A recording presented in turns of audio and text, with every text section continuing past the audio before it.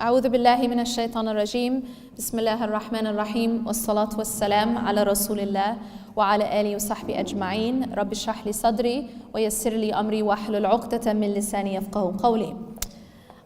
So when I was asked about the topic, what topic I wanted to speak about, I suggested the following topic, and I'll explain why before I begin. And that is how to stay positive in a negative world. And the reason why I chose this topic is because there's a lot going on right now.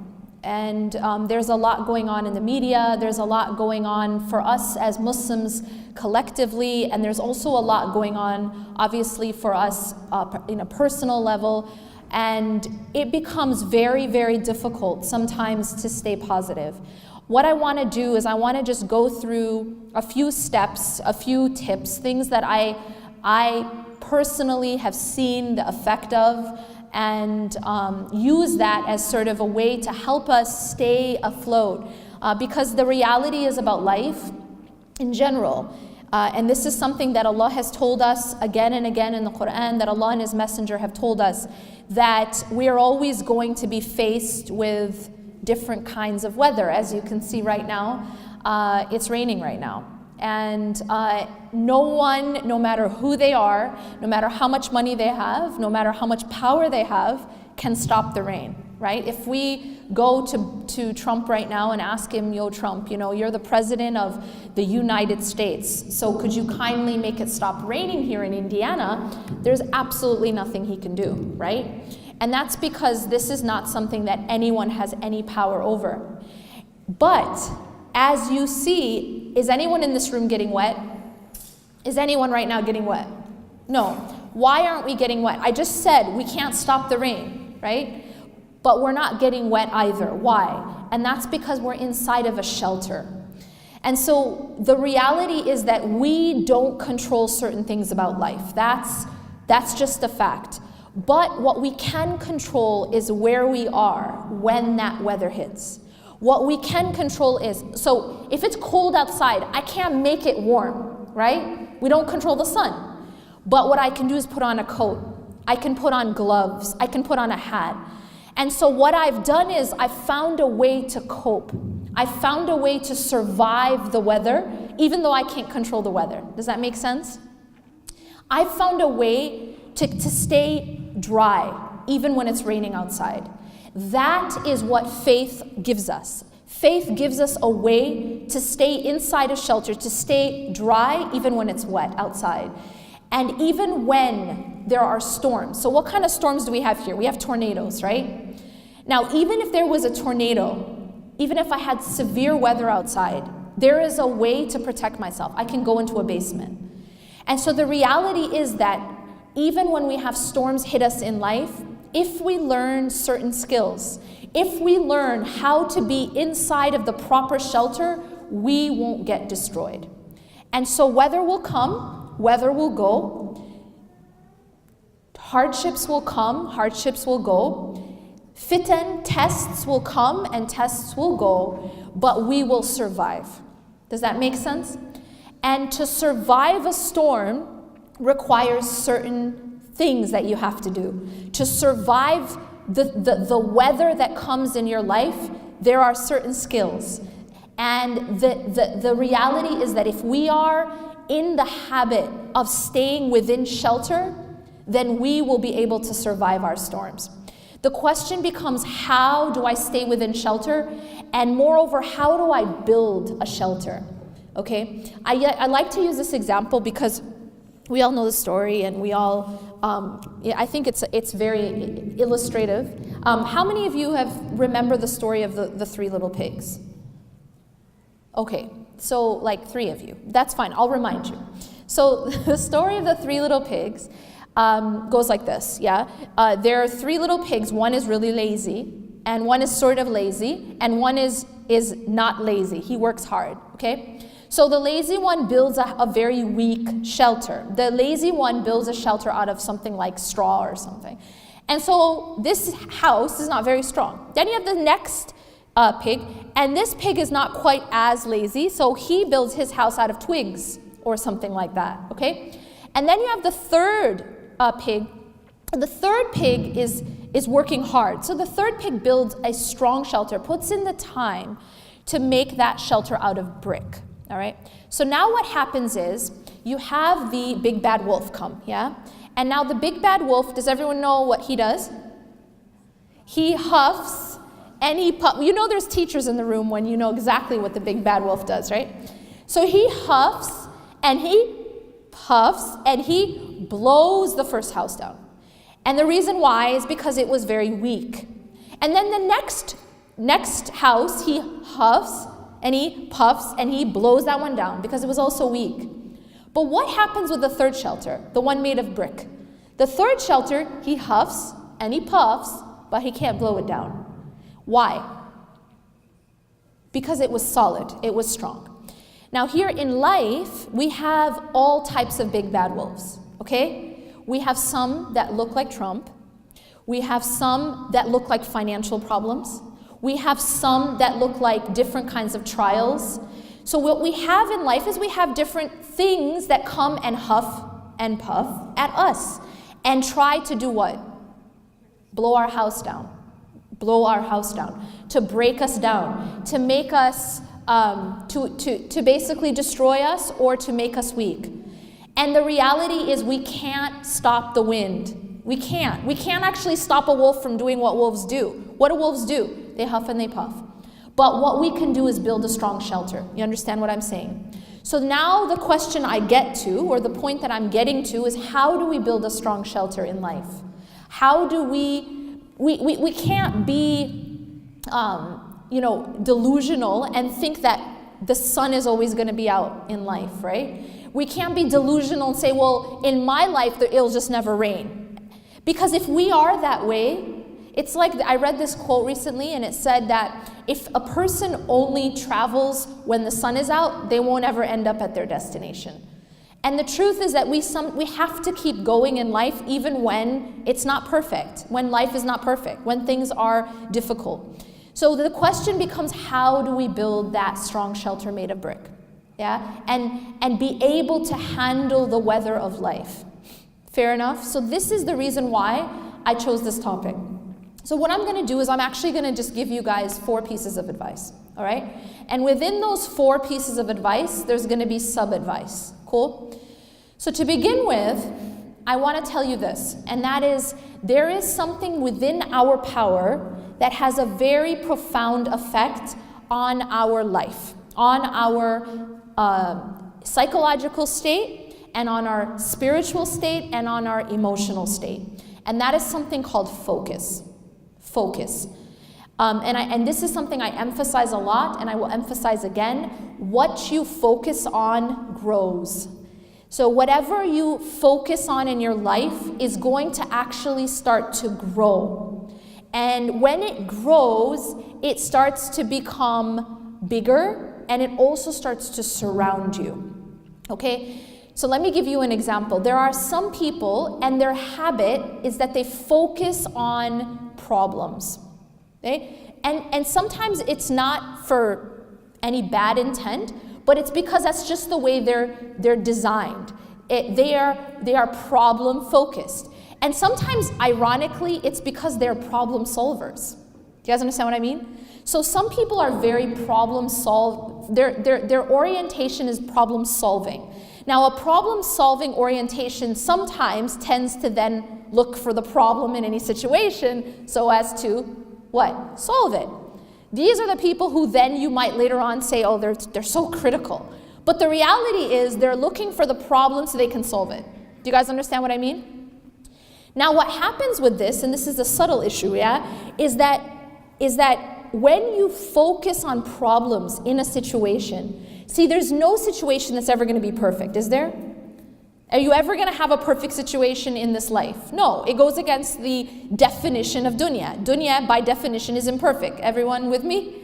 So there's always going to be a problem. There's never going to be a perfect situation. So, but if you focus on the problem in every situation, here's what happens to it. It starts to look bigger than it is. And it will actually start to consume you. Everything that you talk about will be the problem, Everything that you think about will be that problem. Everything that maybe you post about will be about that problem. Everything you read about will be about that problem. Do you understand? And this actually becomes a pitfall that sometimes happens even to Islamic workers. So for example, an activist. An activist, mashallah, is working for a cause. And that's amazing work. But an activist has to also be careful because, for example, I'll give you an example. An activist who is fighting against Islamophobia, all right? So their work is extremely important, right? But if an activist who's fighting against Islamophobia only is reading about Islamophobia, only is talking about Islamophobia, only is posting about Islamophobia, only is discussing, you understand what happens? Do you know what happens to that person? It will start to affect them. And the reason it'll start to affect them is because everywhere they're looking, everywhere they're thinking, everywhere, it's actually the focal point is a problem. Because Islamophobia is a problem, right? And racism these are problems. But what happens is if that becomes the focal point, the only focal point in that person's life, it will actually start to affect their emotional, spiritual, and psychological state. Because what happens is it will change the way you view the world. You'll notice, okay, put aside activism for 1 second. And let me re-emphasize, this is extremely important work. This isn't to say that this isn't something that's necessary. It is. But right now what I'm saying is something subtle, and that is that we have to be mindful, regardless of our work, of what our focus is. Okay? Our focus, we have to be mindful of what is our actual focal point. But putting that aside for a second, activism, just think for a moment about just a regular person, not necessarily an activist, but their entire conversations. Like, for example, every time something bad happens, or there's some sort of fitna, some sort of like calamity we're dealing with, or even as a community, and all of a sudden, every single conversation is just about that problem. Right? That's all they have on their news feed. That's all they talk about. That's all they're posting about. Does anyone know, how does that person start to feel? Or maybe it's you. How do you start to feel? What ends up happening is you actually start to feel weighed down. And what will happen is almost a person like who's only having that as surrounding them will start to easily fall into despair. And moreover, it changes the way you view the world. So now if the only thing you're reading about is hate crimes, okay, that's it. That's day and night you're reading about hate crimes. Day and night you're talking about hate crimes. Day and night you're posting about it. What you're gonna do is almost like you're seeing the world in a negative way. And so you will maybe you'll feel that people are more antagonistic towards Muslims than they actually are. And that's because it skews the way you view your reality. So then what's the balance? Because you might say, well, okay, well, what are we supposed to do? Are we just supposed to dig our heads into the sand and pretend that this isn't happening? And my answer is no, absolutely we don't dig our heads into the sand and pretend this isn't happening. But again, and I emphasize this, it's about your focal point. Yes, we should be aware. Yes, we should be active. But make sure that your focal point is not the problem itself. That your focal point, and I'll give you an example of what I mean. When Musa alayhi salam is standing in front of the Red Sea, right? And he has an army behind him, and he's got a very serious problem, okay? He's got a giant body of water in front of him, and he's got an army behind him, and he looks trapped. But what was his focal point in that moment? Anyone? Allah. Do you see the difference? It's not that he was in denial of his reality. His reality was that he's got an army behind him and he's got a Red Sea in front of him. But his focus was not on the Red Sea and his focus was not on the army. And in fact, you see the contrast between him and Bani Israel. Because Bani Israel were focused on the army. فَلَمَّا تَرَاءَ الْجَمْعَانِ قَالَ أَصْحَابُ مُوسَى إِنَّا لَمُدْرَكُونَ. That when the armies, the groups saw each other, so you have Bani Israel, the children of Israel, seeing the army.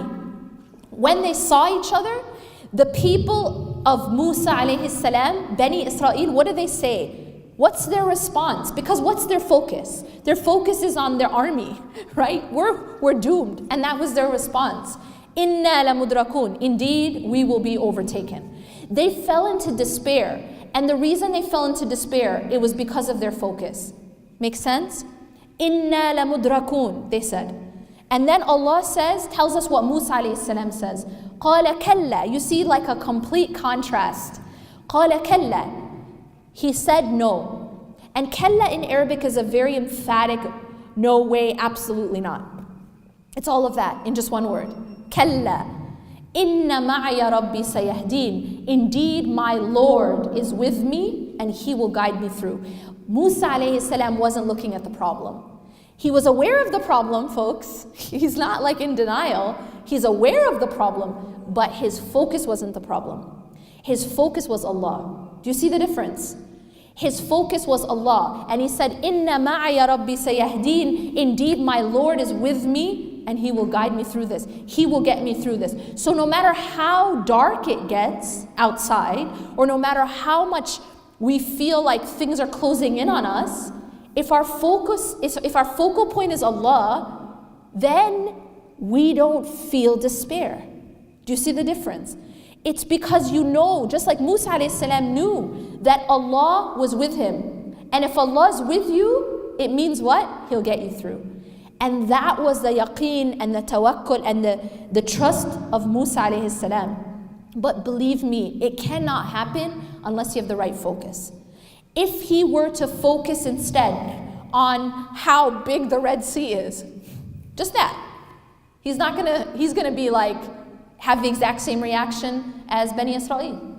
If his focal point was on how powerful Pharaoh is, he wouldn't be able to have that reaction. But Musa alayhi salam was trained.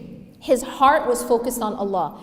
Kalla, inna ma'aya rabbi sayahdeen. Indeed, my Lord is with me and He will guide me through this. And Allah did exactly that. Allah told him, strike the sea, and Allah opened the sea for him. This is a lesson for us. This is a timeless lesson for us. That if your focus is Allah, He can get you out of every situation. He will save you. But it has to be, it's really about us, about where is our trust? Where do we place our trust? Tawakkul, this concept of relying on Allah, it can't happen unless we have the right focus, right? You can't have trust in Allah if your focus is on other than Allah. Simple as that. But if your focus is on Allah subhanahu wa ta'ala, then no matter what situation you're in, and you're aware of it, but you're not afraid. Because what did I say at the beginning? What you focus on does what? What you focus on grows. There's a reason Allah told us to pray not once or twice or even 3 times, but 5 times a day. What is that doing? It's making us focus on Allah. It's shifting our focus away from whatever work we happen to be doing at the moment, whatever problem we happen to be in. You see, no matter what your situation is, you still need to turn and pray. You know what that means? Do you know what that does? It means that you're at work, you leave your work and you focus on Allah. It means you're at the mall, you leave that sale and you focus on Allah. You're on your laptop, you're on your phone, you leave that phone, you leave that laptop, you leave that Facebook, you leave that meeting, you leave that class, whatever it is, and you focus on Allah. Allah's training us to focus on Him and not on whatever it is that we're doing in the dunya. It's to shift our focus to Him. And this is training. This is training us. This is what Musa alayhi salam, he went through this training, right? And because he had that training, when he was now faced with a problem. Now he's faced with a problem. What are we going to do when we're faced with a problem? And he was able to put his full reliance on Allah. Why? Because he was focused on Allah. قَالَ كَلَّا إِنَّ مَعَيَ رَبِّي سَيَهْدِينِ. Okay, so we talk about focus. Now, the second thing I want to say, well, before I move on. So in terms of focus, how do I have the right focus? How can I have the right focus? Number one is what I expose myself to, okay? let me just say this. Let me give you an example. You know the dua, how many of you have ever been to the Kaaba? Okay, when you're in the Kaaba, you learn that the sunnah is that for the entire last part of the tawaf, what dua are you supposed to say? رَبَّنَا آتِنَا فِي الدُّنْيَا حَسَنَةً وَفِي الْآخِرَةِ حَسَنَةً وَقِنَا عَذَابَ النَّارِ. Oh Allah, give us in this life good, and give us in the hereafter good, and protect us from the hellfire. Do you notice in this dua there's 3 parts? There's 3 parts, yeah? Now, out of those 3 parts, how many are about dunya? 1, right? رَبَّنَا آتِنَا فِي الدُّنْيا. You don't forget it, you have it there.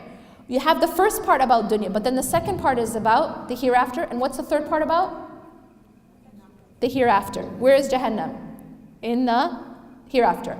So you notice that even in this dua, where is the focus? The focus is more on akhirah than it is on dunya, right? So the reality is that Allah doesn't tell us to forget about dunya completely, but Allah is showing us where our primary focus should be. Our bigger focus is on Allah in the hereafter. Okay, so if I do that, if I expose myself to, see, it has to do with what am I exposing myself to. I'll tell you something just practical. Facebook, okay? Facebook is nothing more than a tool, just like the internet, just like a phone. It can be used for good or it can be used for evil. Fair enough? Same with the internet. Like, you know what I mean? All these Islamic lectures, they're on the internet. There's also a lot of filth on the internet too, right? So the idea is that these are tools. These are tools. Facebook is a tool. One thing I'll tell you that I've learned is that look at your news feed once in a while. Look at your news feed. The content of your news feed actually says a lot. And it affects you. I'll tell you why. Because the reality is we use social media. We're on our social media. And when we're on our social media, you have a news feed you have a feed for Facebook and you have a feed for Instagram and for Twitter, etc. If you just look at the content, it'll give you an idea of what you're ingesting. Make sense? For example, you want to know what you're eating? Maybe open up your fridge, right? It's going to show you the quality of what you're eating. You want to know what, look at your plate before you eat. That's what's going in, yeah? Now, if that food is covered in mold, you open the fridge and all the food is rotten, or the food on your plate is rotten, and then you eat it, what's going to happen to you inside? It doesn't take a doctor. Y'all are going to get sick, right? Because why? Because the quality of your food is bad. You're actually ingesting toxins. You're ingesting poison. Mold is poisonous. It will harm you internally. It's the same thing with your feed, with your news feed, with your Facebook news feed, with the articles you're reading, with the posts you're looking at, your Instagram, who you follow on Instagram.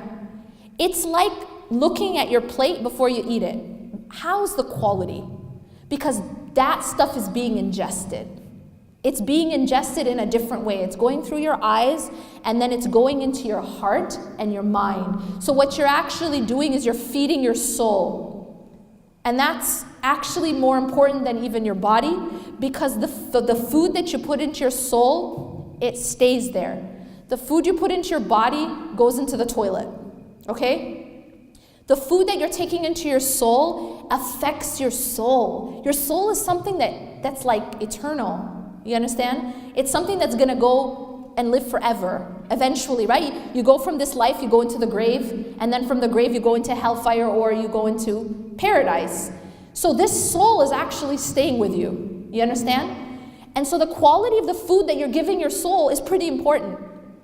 And that's what it is. It's what you read. It's what you look at. It's what you look at on TV, on billboards, on magazines, on your Facebook, on your Instagram. All of that is food. Think of that as food. Look at the quality of it. Ask yourself, is this healthy food? Is this organic and raw and all that stuff? Or is it covered in poison? Is it mold? Okay? And when you start to clean up your food, it cleans up your soul. That's just practical advice. One thing that learned is that you can make your news feed actually healthy. You know that? There's this thing called unfollow, folks. Yeah? There's something called unfollow. They don't have to know. You know what I mean? You don't have to unfriend them unless you want to. But you can unfollow and nobody knows. If somebody is posting garbage, or just like they ate a burger and then they ate a different kind of burger and that's it. That's okay. So there's ranges of different kinds of food, okay? There's absolute poison, I get it. And then there's amazing healthy food, and then there's something in between which is just useless. And I'll tell you this, even overeating useless food, or even if it's neutral but you overeat, and you're still gonna get unhealthy. So my point is this, you can make your social media healthy for you, where it's actually growing your head and your mind, and it's helping your heart, or you can just make it useless. Like, what did Kim Kardashian wear today? See, Instagram is one of these things where you have a whole range of things you can follow. Do you guys know what I'm saying? If you start out by cleaning up your Instagram, just clean it up. Meaning, look at who you're following and just clean it up.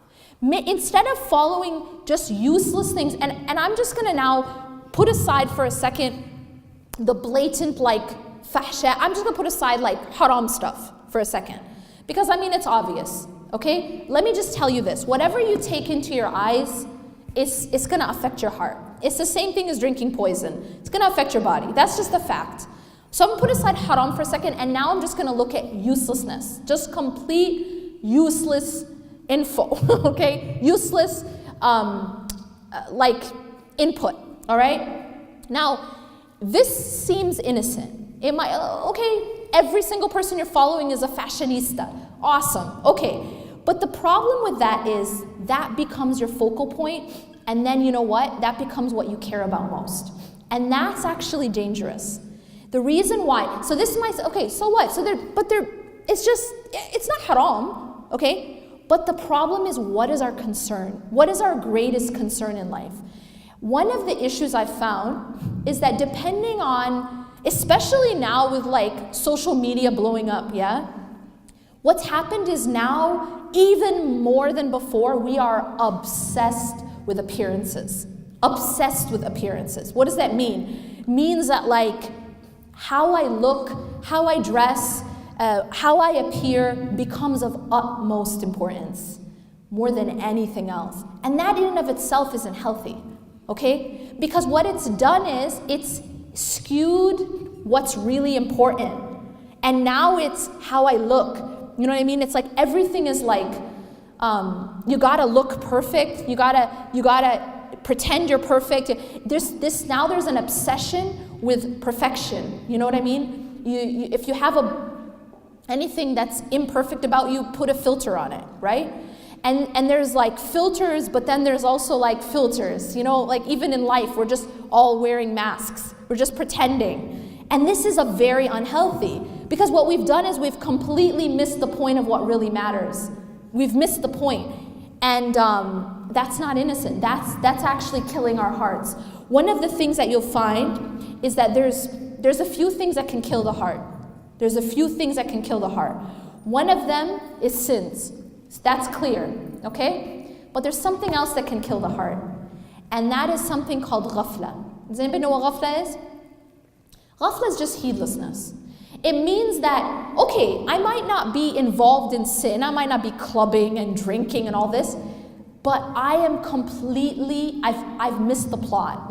All I care about is fashion, what this person's wearing, what that person's saying, what this person, I'm going to this party, are you going to that? It's just, I've actually killed my heart, because not necessarily through outright sin, but because all I care about is superficial things. I'm missing what really matters. And that's just as dangerous. That's just as dangerous. Because think of a person, see, there's two ways to die. Or basically, you can eat poison and die, right? We already talked about poison.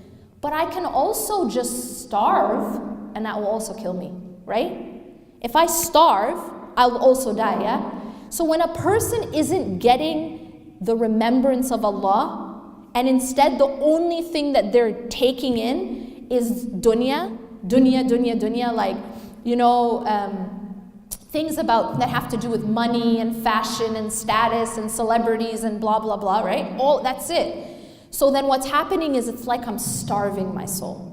Get it? Because I'm not giving my soul its actual food, which is the remembrance of Allah. Makes sense? And as a result, I may not be dying from poison, but I'm dying from starvation. And that's ghafla. Ghafla is a person who is heedless, and so they're not taking in what they need for your soul to be healthy and alive. It's like a person deprived of oxygen.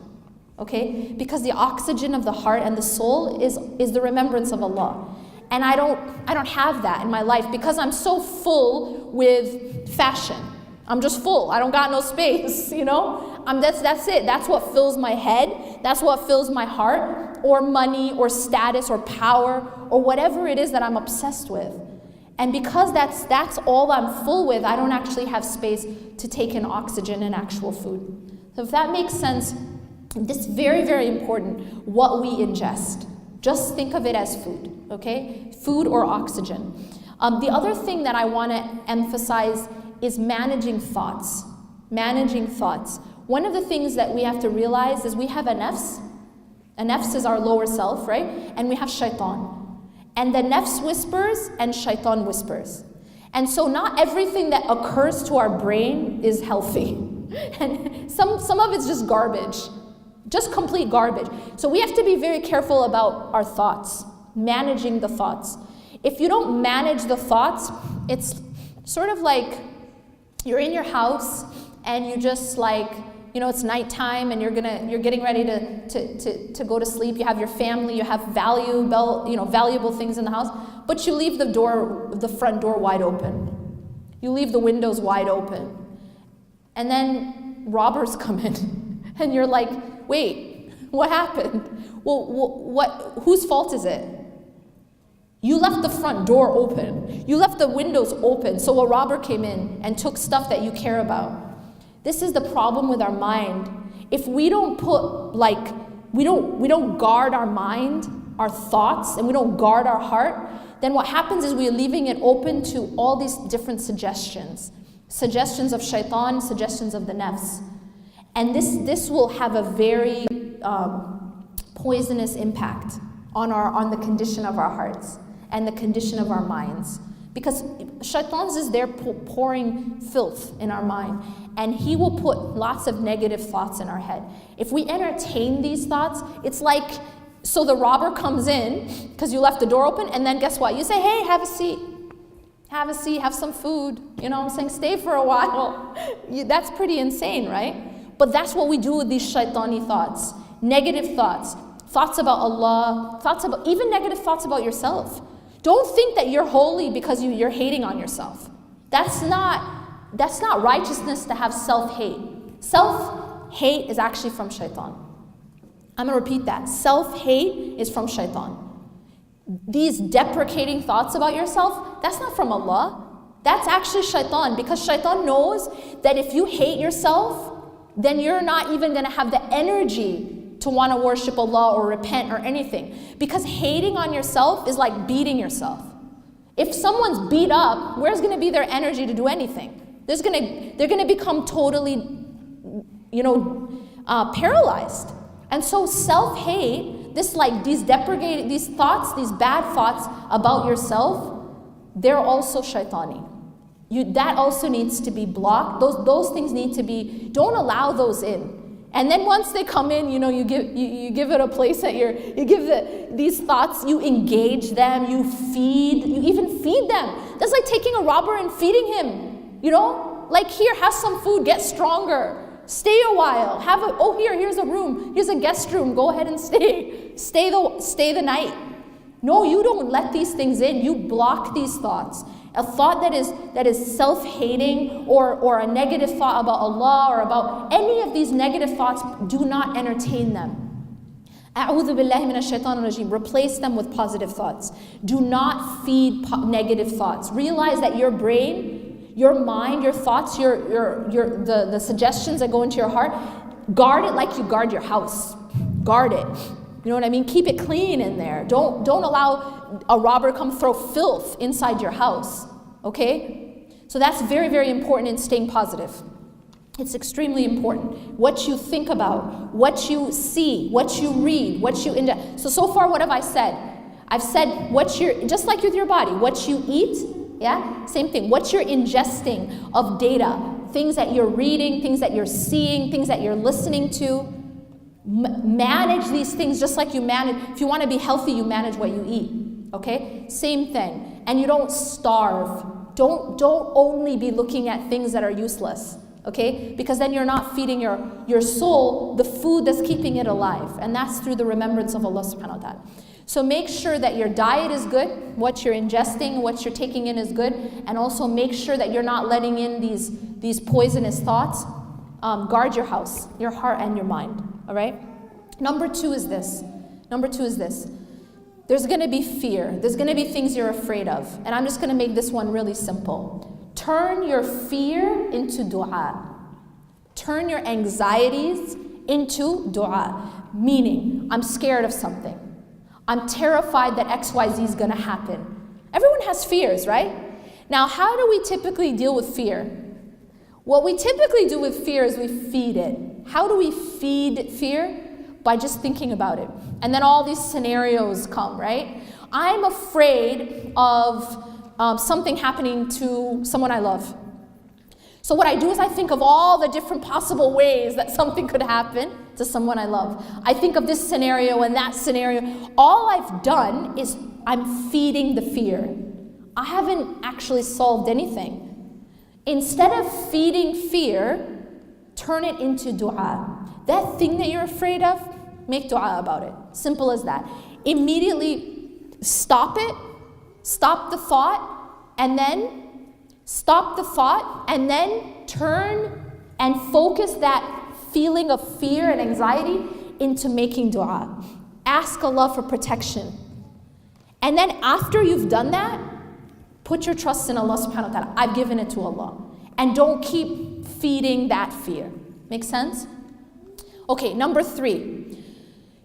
Take your pain, so the things that happen in your life that hurt you, things that happen that disappoint you, and turn it into growth. So use those things that happen, take the lessons from them, and grow, and continue to become a better person. And let it make you more compassionate. See, the thing is about, if you look at all the prophets, peace be upon them all, they all went through challenges in life. And you know, one of the things that these challenges do for people is it increases their empathy. It increases their compassion for others. That when you've been through something tough, you feel for others. Yeah, you feel more mercy and compassion for others. Let it make you a better person. Don't let it harden you. Let it soften you. That when you go through difficulty, let your pain soften you, not harden you. And one thing I want to remind you of is this. There's a hadith in which the Prophet ﷺ says, عَجَبٌ لِأَمْرِ الْمُؤْمِنِ. The matter of a believer is strange. أَمْرُهُ كُلُّ خَيْرٍ. That all of his or her matters are good. If there's something that you want, you're grateful, it's good for you. Something you don't want, something that hurts you, you're patient, is good for you. And this is only the case for a believer.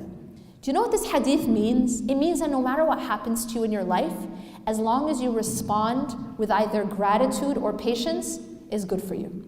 So you never lose. You actually never lose as long as you have faith and as long as you respond in the right way. So take your pain and turn it into growth and compassion and let it make you a better person. One other thing is, be mindful about this focus on your painful past. On your painful past. As they say, the past is a place of reference, not a place of residence.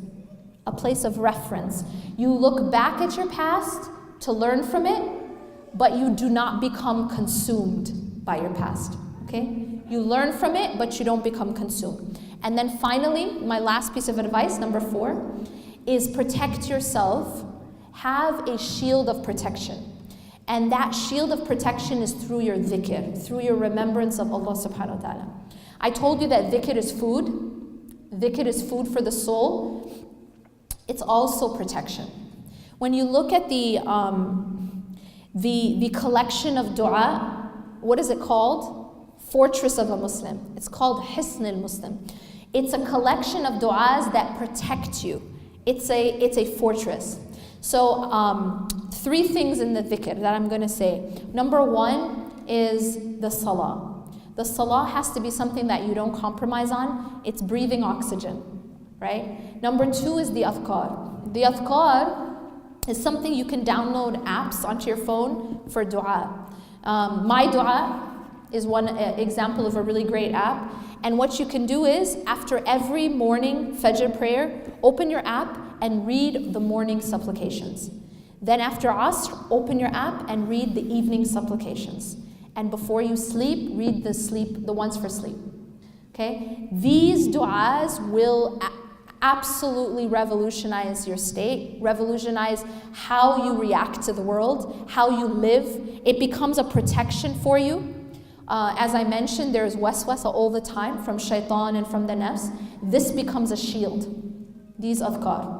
And then the last part is Quran. Make sure you have a consistent relationship with the Quran, and this will be part of the shield that protects you. Now, all these 4 things, I'm just going to recap. Be careful what you focus on, and what you focus on grows.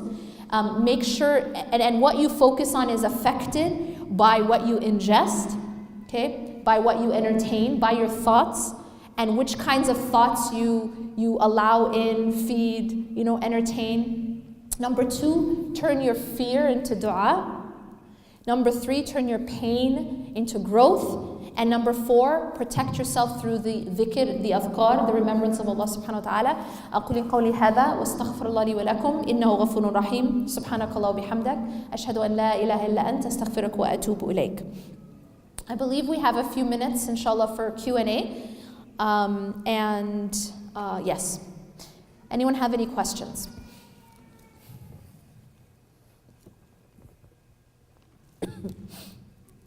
I guess I just explained everything just so perfectly that there's no... Okay, go ahead.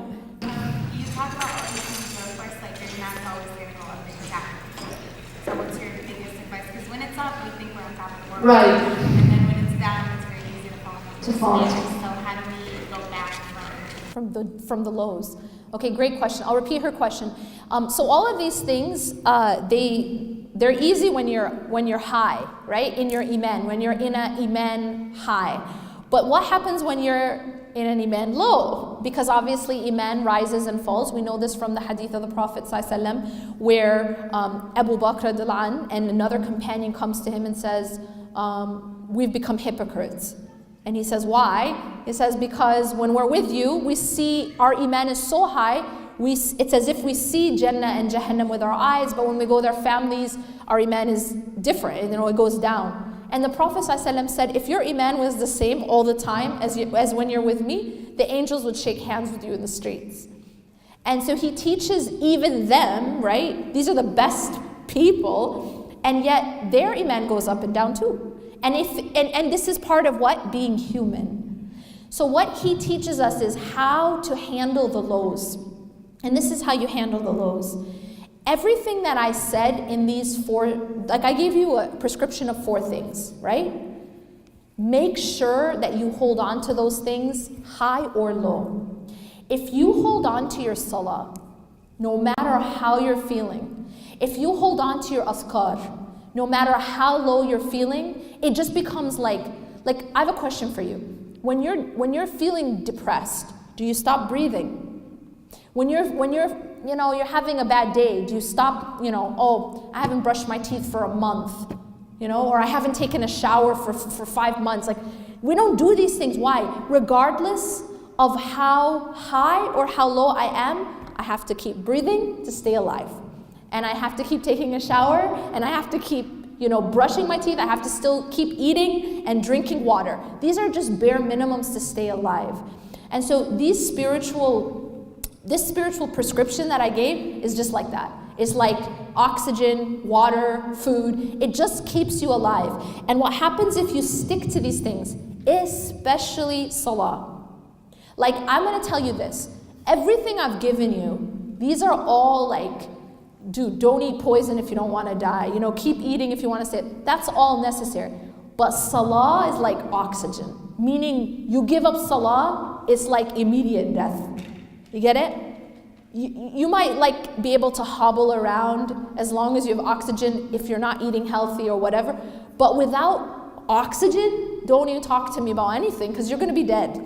Salah is like that. Make sense? Fair enough? Just think of it like that. So when you're in an iman low, don't give up your salah. You get it? You just think of salah, even if you feel like, oh, but my quality of my salah is awful right now. But you know what? Have you ever been to Cairo? The quality of the oxygen there is pretty awful. But you have to still breathe. You know what I'm saying? The quality, it's so polluted. Yeah, but you can't say, well, you know what? Right now I'm in Cairo and the quality of the air is just not perfect. So I'm just going to breathe next month when I'm back in wherever. This doesn't work, or next year or whatever I'm leaving. You know what I mean? So the idea is that, yes, we might not be having a perfect salah at that moment. We may not be at the top of our iman game, but you have to stay alive anyways.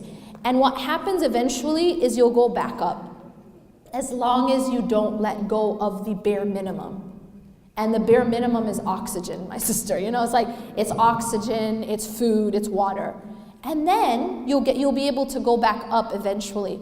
But here's the problem. The problem comes that when you're at your low and you say, you know what, I might as well just stop praying. Because you know what, shaitan comes and says, you're just like, your salah is terrible. You're committing this sin, you're committing that sin. You're just a hypocrite. You're gonna go pray? So just stop praying. Oh, and while you're at it, you might as well take off your hijab too, because you're just a terrible person. And then when you start to give in to those thoughts, that's what happens, is you just start going lower and lower and lower. And that's the whole objective, isn't it? I mean, that's his objective, is to make you go into despair. So really my advice is just stay alive spiritually, and you'll, like the Prophet ﷺ said, iman rises and falls. You will go back up. Everything in life, there's nothing stays the same. But if you stop breathing when you're low, then that's the problem. That's when a person drowns. Yeah, that's just hold on to your life jacket and you'll be okay. You'll go back. Any other? Yes. So how do you translate that into your daily living? Obviously, we're not living in a vacuum. You concentrated, which is a great talk, a great presentation, on how to improve yourself, response and purify your soul, purify your spirit. But at the same time, what is it that we're dealing with day-to-day activity with people, with life, with events, with what's going on, in our society here, in TV, in the country, in the world. So how do we deal with that also? Because one thing is to purify ourselves in our responses. At the same time, we keep being bombarded by all those, extraneous factors that are affecting our life too. We don't live in a tent. True. So what he's saying is, how do you deal with everyday life, the challenges? Okay, these are all like important principles, but what do we do about this stuff that's bombarding us, negative news, this and that? Everything I said is absolutely connected to that. So what I'm saying is, someone might listen to this and say, okay, that's all great, that's stuff you do in the masjid, but then what do I do about this? But that's my whole point. Everything that I said right now is absolutely intimately connected to how I'm dealing with all that. See, the Prophet ﷺ, when he said, let me give you an example, when he said that the people will soon come together to attack you, like people call one another to eat from their dish. And then the companions asked, is it because we will be small in number? And he said, no, you will not be small in number. But what will happen is that Allah will take the fear of you out of the hearts of your enemy, and in your heart will be something called wahan. And he said that you will also be like the froth on the ocean. You know, on the ocean, there's just these little like bubbles. It has no power, no determination. It just goes wherever the tide takes it. And he said this disease that's in the hearts of the people, that's what's going to make them weak politically. Because he says your enemies are going to attack you. That's a political situation, right? That's a political circumstance, and it's external. But he's linking it to the internal. He's linking it to this disease called wahan. And what does he define it as? حُبِّ الدُّنْيَا وَكَرَاهِيَةُ الْمَوْتِ. It's the love of dunya and the hatred of death. So we can't actually separate these things. That our condition outside is connected to our condition inside. إِنَّ اللَّهَ لَا يُغَيِّرُ مَا بِقَوْمٍ حَتَّى يُغَيِّرُ مَا بِأَنفُسِهِمْ. That Allah doesn't change the condition of a people until they change what's inside themselves. I'm not talking that we don't work, or we don't do activism, or we don't get involved. Of course we do. We do. But we cannot neglect the internal work, because all the external work in the world will not be effective if we're not working inside. That's what the ayah means. Inna Allah la yughayyiru ma biqawmin hatta yughayyiru ma bi anfusihim. Allah doesn't change the condition of a people. We can do all the activism and political work that we want. We can bang our head against every wall, and we can try to be involved in every campaign, and absolutely nothing will change until we change ourselves. And that's my point. I'm not saying we only do one. I'm not saying we only read Quran in the masjid and do our adhkar. That's not it. That's not what I'm saying. But I'm saying without that, we're never going to see change. And it is not enough to just do activism. And it is not enough to just be involved in that campaign and this. It's not going to change our condition until I change inside. And so we have to do both. We actually have to do both. There has to be people working at different levels, but every single individual, this is a fard ayn. The fard ayn, the individual fard obligation, is the internal work.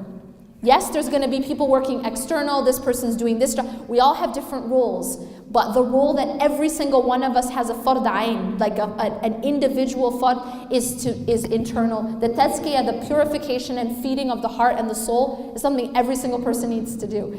And when we start to change and purify ourselves inside, our entire condition will change. Allah subhanahu wa ta'ala promises. But it won't happen until we do that. And if we continue to neglect what's happening to us inside, these diseases that are taking over our hearts, we're never going to see change. And it's not going to matter how many political groups we're part of or how many campaigns we work. It's not going to actually change our condition. Yes. Yeah. So I work with a lot of people my age and then people who are younger than me even, and they we hold camps, we hold retreats, they come, and it's something that I'm noticing is becoming like a bigger issue is just like how to actually accept the negative, or that like bad things happen to them, and how you explain like why bad things happen. Because a lot of people are like losing faith in Allah, saying like Allah doesn't love me, I'm a bad person, this is why this is happening to me. Then they like leave the entire faith. So how do you even explain or begin to explain like why these things even happen? Okay, so to repeat her question, she's saying that a lot of people having faith crisis because they don't understand how this question of why do bad things happen to good people, and they can't reconcile it, and it makes them lose their faith, or they say things like God doesn't love me, and they just lose their faith. First of all, the reason why I quoted that hadith is because that hadith that I quoted, the ajabun li amri al-mu'min, the matter of a believer is strange. That hadith teaches us that bad things never happen to good people. That in fact, whatever happens to a believer is good for him or her. And it has everything to do with my response. Okay? But that's a different way of looking at the world. See, if I see everything that happens to me as a way to get closer to Allah, then everything becomes good for me, even if it's painful. Make sense? So, when you get a shot, suppose you're sick and you need a shot of medicine. And this medicine is going to actually save your life, but it has to be through a shot. What are you going to say? Okay, right? Yes, there's some temporary pain, but it's curing me. The needle has medicine that's curing me. That's a different way of understanding versus a child who doesn't understand. They're just going to look at that needle and just scream and cry and just be angry, right? Because they don't understand that it's medicine. So it has to do with, number one, it has to do with understanding that everything Allah gives us as a believer is good for us, even when it comes through a needle. Even if it comes and I don't understand it. Another example is if we go outside now and your mom is picking you up, she's driving, and you ask her, where are we going? And she says, just wait and see. Are you gonna phone the police because you're really scared? Are you gonna be like, yo, 911, I'm being taken somewhere, I don't know where it is. Why aren't you gonna call the police? Because you trust your mom, that's it. But if it was a stranger that you didn't trust, you'd call the police. Do you understand? So the reality is that sometimes Allah does things in our life and we don't understand. We don't understand. He's taking us somewhere, we don't know where. But if you trust Allah, then you're not going to be scared.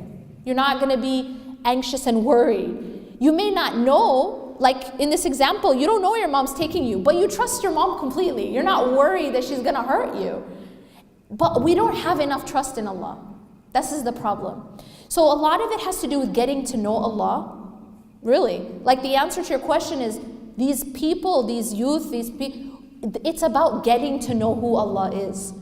Because the more we know Allah, the more we put our trust in Him. If we know, first of all, Allah is Ar-Rahman Ar-Rahim. Allah is, He has so much mercy for us, even more than a mother for her child. If we knew that, if we really knew that, then we wouldn't be worried. You understand? Husn al-dhann billah. What's husn al-dhann billah? It means, just like remember you said you're not scared of your mom. Why? Because you know she has your best interest in mind. You're not worried she's going to take you, throw you in a ditch and leave you.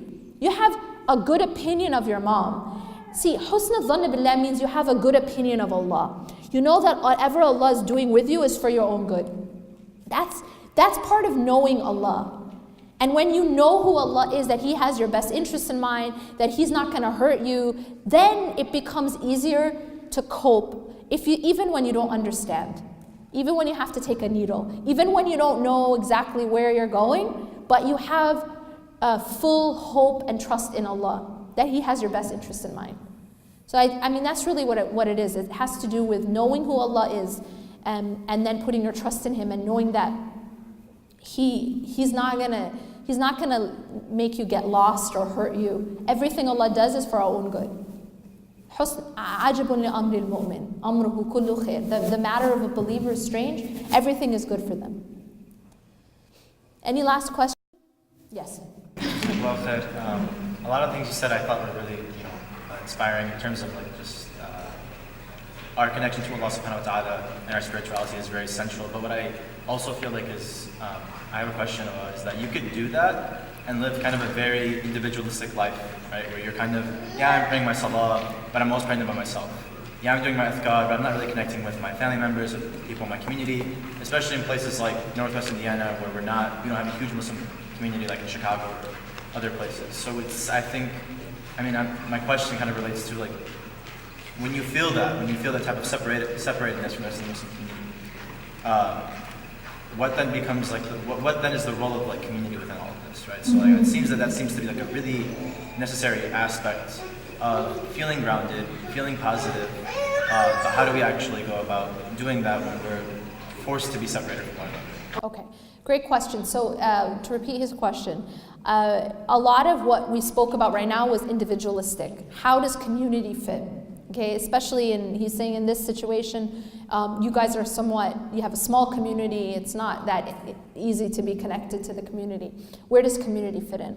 That's a whole, a discussion in and of itself. A lot of times I give this talk, and one of the take-home messages that I try to impart to others is this, to sort of summarize.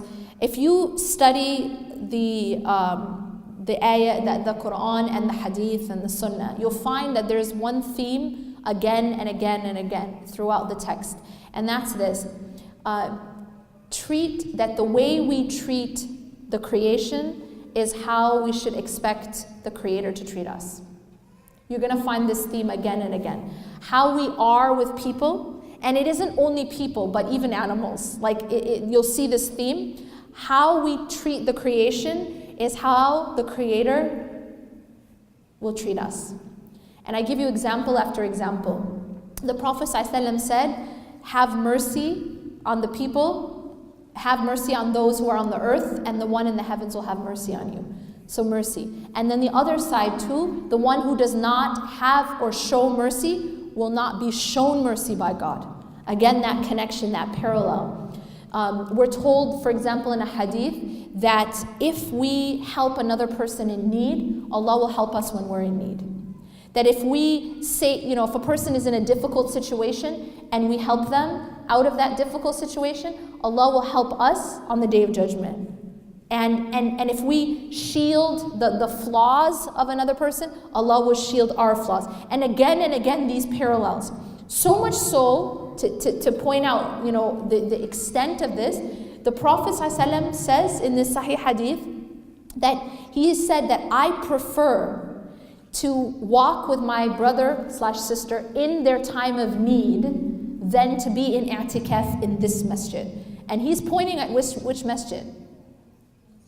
Masjid al-Nabawi. Okay, so we're not even just talking about this masjid, may Allah bless your masjid, but we're talking about the Masjid al-Nabawi in Medina, where one prayer is equivalent to 1,000 in another masjid. He's saying that I prefer to help my brother in need, in his walk with my brother in their time of need, than to be in i'tikaf in this masjid for a certain period of time, not just one night.